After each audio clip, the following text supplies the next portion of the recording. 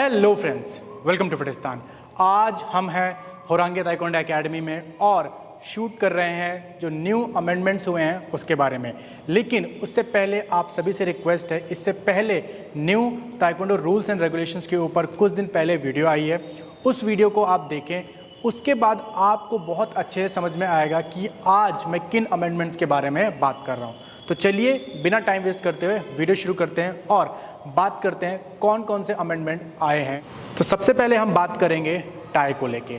पहले जो new rules थे उसमें क्या था कि आपके जो 3 राउंड थे उसके बाद अगर आपका जो मैच है वो टाई होता है तो सुपीरियरिटी बेसिस पे आपका जो विनर है वो डिसाइड होता था। लेकिन अब जो न्यू अमेंडमेंट हुआ है उसमें क्या है कि हर राउंड में आपका विनर डिसाइड होगा। इवन अगर आपका जो टाई भी हो गया तो भी सुपीरियरिटी बेसिस पे आपका जो विनर है वो डिसाइड होगा। उसके क्या क्राइटेरिया हैं, चलिए एक एक करके जानते हैं। अगर आपका पहला ही राउंड फॉर एग्जांपल टाई हो गया तो विनर डिसाइड करने के लिए जो सबसे पहला क्राइटेरिया है वो ये है कि ये देखा जाएगा किसने सबसे ज़्यादा टर्निंग या मैं बोलूँ स्पिनिंग किक करके पॉइंट्स निकाले हैं।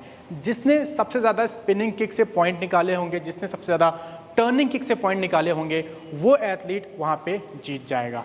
लेकिन अगर दोनों ही एथलीट ने equal number of turning kick से पॉइंट निकाले हैं तो यहाँ पे सेकंड क्राइटेरिया जो है वो एप्लीकेबल होगा। सेकंड क्राइटेरिया क्या है, किस एथलीट ने सबसे ज़्यादा फेस पे किक मार के पॉइंट निकाले हैं। जिस एथलीट ने सबसे ज़्यादा फेस पे मार के किक पॉइंट निकाले होंगे वो एथलीट वहाँ पे वो पर्टिकुलर राउंड जीत जाएगा। लेकिन अगर फेस पे भी दोनों ही एथलीट ने इक्वल नंबर ऑफ किक से पॉइंट निकाले हैं तो यहाँ पे होगा आपके चेस्ट गार्ड पे कौन से एथलीट ने सबसे ज़्यादा पॉइंट निकाले हैं। जिस एथलीट ने सबसे ज़्यादा पॉइंट निकाले होंगे वो एथलीट वो पर्टिकुलर राउंड जीत जाएगा। लेकिन अगर वो भी इक्वल होता है तब किस एथलीट ने सबसे ज़्यादा पंच से पॉइंट निकाले हैं। जिस एथलीट ने सबसे ज़्यादा पंच से पॉइंट निकाले होंगे वो एथलीट वो पर्टिकुलर राउंड जीत जाएगा। लेकिन अगर पंच भी इक्वल है तब क्या, तब ये देखा जाएगा किस एथलीट ने सबसे कम गामजूम दिए हैं।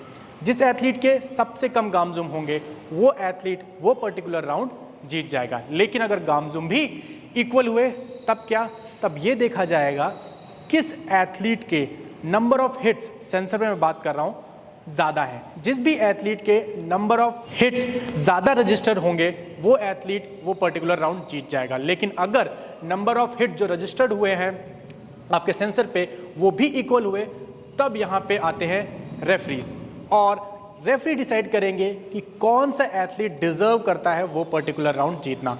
तो यहाँ पे अगर यहाँ पे सिर्फ 2 साइड जजेस हैं, 2 कॉर्नर जजेस हैं, तो 2 कॉर्नर जजेस और सेंटर रेफरी मिलकर डिसाइड करेंगे विनर। अगर 3 कॉर्नर आपके जजेस हैं तो यहाँ पे जो सेंटर रेफरी है वो इंक्लूडेड नहीं होगा। 3 साइड जजेस जो आपके हैं वो डिसाइड करेंगे कि कौन सा एथलीट यहाँ पे वो पर्टिकुलर राउंड जीतना डिजर्व करता है। आई होप अब आपको ये जो नया अमेंडमेंट आया है वो समझ में आ गया होगा। चलिए बढ़ते हैं नेक्स्ट अमेंडमेंट की तरफ जो कि है गामजूम को लेके। पहले अगर आपने मेरा वीडियो देखा होगा जो न्यू रूल्स पे था वहाँ पे मैंने बताया था कि अगर आपको एक राउंड में 4 गामजूम मिल जाते हैं तो वो पर्टिकुलर राउंड आप वहीं पे ही हार जाएंगे, या फिर अगर आपके अपोनेंट को मिल गए तो आपका अपोनेंट हार जाएगा। लेकिन अब इसको 4 से बढ़ा के 5 कर दिया है। मतलब अगर आपको 5 गामजूम मिलेंगे तब आप वो पर्टिकुलर राउंड हार जाएंगे, या फिर आपका अपोनेंट को मिलता है तो आपका अपोनेंट वो पर्टिकुलर राउंड वहां पे हार जाएगा। नेक्स्ट है आपका, अगर आप और आपका अपोनेंट इनएक्टिव पोजीशन पे है, मतलब 3 सेकंड तक फाइट नहीं करते हैं, तो जो आपका सेंटर रेफरी होगा वो आपको फाइट का सिग्नल देगा। फाइट का सिग्नल देने के बाद भी अगर आप 3 सेकंड तक फाइट नहीं करते हैं तो सेंटर रेफरी क्या करेगा, दोनों ही एथलीट्स को यहाँ पर गामजूम देगा। मतलब दोनों ही एथलीट की यहाँ पे पेनल्टी होगी। लेकिन जो फाइट का सिग्नल देने के बाद आप अगर कोई भी एक एथलीट अगर स्टेप बैक करता है, पीछे जाता है, किक नहीं करता है, तो यहाँ पे जो एथलीट पीछे गया है उस एथलीट को ही गामजूम यहाँ पे मिलेगा। आई होप आपको ये क्लियर हो गया होगा। पहले क्या था, पहले ये 3 सेकंड नहीं था, पहले ये था 5 सेकेंड। तो न्यू अमेंडमेंट में क्या किया गया है, न्यू अमेंडमेंट में इसको 5 से घटाकर 3 सेकेंड कर दिया गया है। अब हम बात करते हैं रैंडम वेइंग की। सो रैंडम वेइंग में क्या है कि अगर आपका एक पर्टिकुलर वेट कैटेगरी में 4 से कम बच्चे हैं तो उस वेट कैटेगरी में वेइंग रैंडम वेइंग नहीं होगा किसी भी एथलीट का। लेकिन अगर किसी पर्टिकुलर वेट कैटेगरी में 4 से लेके 8 बच्चे हैं तो उस वेट कैटेगरी में सिर्फ 2 बच्चों का रैंडम वेइंग होगा। लेकिन अगर वहां पे 9 से लेके 16 बच्चे हैं उस पर्टिकुलर वेट कैटेगरी में तो यहाँ पे 4 बच्चों का यहाँ पे रैंडम वेइंग होगा।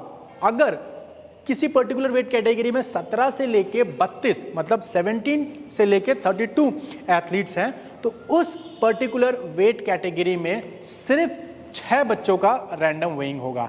लेकिन अगर किसी भी वेट कैटेगरी में किसी पर्टिकुलर वेट कैटेगरी में 32 से ज़्यादा बच्चे हैं तो जितने भी टोटल बच्चे हैं उस पर्टिकुलर वेट कैटेगरी में उसका जो 20% है उतने बच्चों का रैंडम वेइंग होगा। फॉर एग्जाम्पल मैं 54 kg लेता हूँ सीनियर में, उस वेट कैटेगरी में फॉर एग्जाम्पल 40 बच्चे हैं। सो 40 का 20% होगा 8 बच्चे। सो 8 बच्चों का रैंडम वेइंग होगा। आई होप अब आपको समझ में आ गया होगा कि रैंडम वेइंग का क्या सीन है। नेक्स्ट अमेंडमेंट है करेक्शन को लेके। अगर किसी रिजल्ट में करेक्शन करना है तो वो करेक्शन जो एथलीट जीता है उसकी नेक्स्ट फाइट से पहले होना चाहिए। सो ये कुछ अमेंडमेंट्स थे जो कि आपके लिए जानना बहुत ज़्यादा ज़रूरी थे। इसके बारे में अगर आपको इन डिटेल जानना है तो मास्टर अमित अग्रवाल और मास्टर शिवानी अग्रवाल का वेबिनार आ रहा है। उसके जो डिटेल्स हैं वो आप नीचे डिस्क्रिप्शन में आपको मिल जाएगा और आप इनको डायरेक्टली कांटेक्ट कर सकते हैं और इनका वेबिनार अटेंड करके आपकी जो नॉलेज है उसको इन्हांस कर सकते हैं। तो इस वीडियो में सिर्फ और सिर्फ इतना ही। मैं चाहता हूं कि इसको आप ज़्यादा से ज़्यादा शेयर कीजिए जिससे कि जो न्यू अमेंडमेंट आया है वो ज़्यादा से ज़्यादा लोगों तक पहुंच सके। और अगर आप ताइक्वांडो रिलेटेड वीडियोज़ देखना चाहते हैं तो आप फिटिस्तान को ज़रूर सब्सक्राइब कर लीजिए। अगर आपने फिटिस्तान को इंस्टाग्राम पे फॉलो नहीं किया तो इंस्टाग्राम पे भी फॉलो कर लीजिए जिससे कि आप एक भी इंपॉर्टेंट जो अपडेट है वो मिस ना करें। चलिए मिलते हैं एक और इंटरेस्टिंग वीडियोस के साथ। जय हिंद, जय भारत।